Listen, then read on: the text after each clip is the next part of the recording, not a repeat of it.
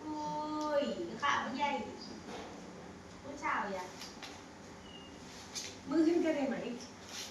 มือขึ้นกันได้ไหมดิมือมาพักนี่ไปอยู่บ้านหรืออยู่สมุทรนี่เขามีตามนี่เลยที่มีเขาก็ไปก็ถ้าที่ว่าเขาก็ดูลูกแบบที่หนีนี่เขาก็เรียกเหมือนที่บอกว่าช่วงเดือนหักที่ใดเฮ้ยก็ทำได้นี่เอายิ้มเฉยอารมณ์ดีอารมณ์ดีดีแล้วเราไงอ่ะชิโอ้เอาไว้เนาะนี่อันนี้ล่ะเนี่ยเอาไหม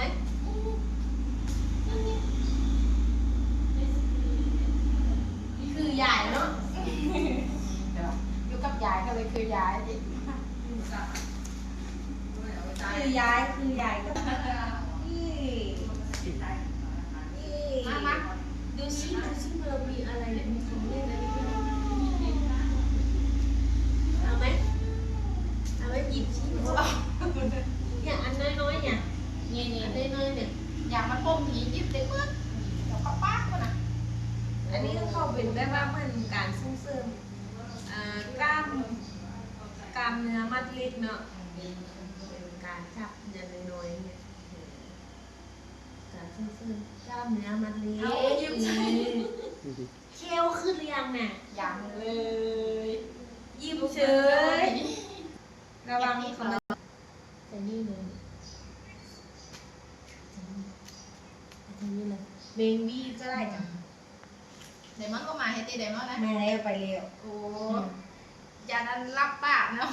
ยายเรื่องก็ค่อยหาฮัทก็ขาดดิยูมาทางหน้าตอนบนเอาอย่างมันลมก็มาน้าดำน้าแดงก็มันก็เบี้ยวๆนะกรอบอันบอไม่ว่ามันชี้ขึ้นชี้เนี่ยเอาไหมฝึกบ่ฮอดอาทิตย์ดึงเนี้ยโอ้มาฝึกอยู่ดิแล้วอันนี้อันดีใจก็บีมลูกขึ้นกองยองอ่ะค่อยมาจัดจานแล้วนะค่อยเอาทำได้อยู่ตบมือหน่อยค่ะเก่งเอาเราส่งจะครอบนะเก่งจังเลยอ่ะบ๊ายบายไหมบ๊ายบายขอบคุณด้วยบ๊ายบายเก่งทำไมอารมณ์ดียิ้มจังเลยยิ้มใส่หมอจังเลยจะร้องท่าสมมติว่าแบบหอยังต้องปฏิเสธเลยเนี่ยใจหัวดิให้แสดงว่าต้องอยู่กับแม่ยายอ่ะแม่ต้องเอาดูยายตา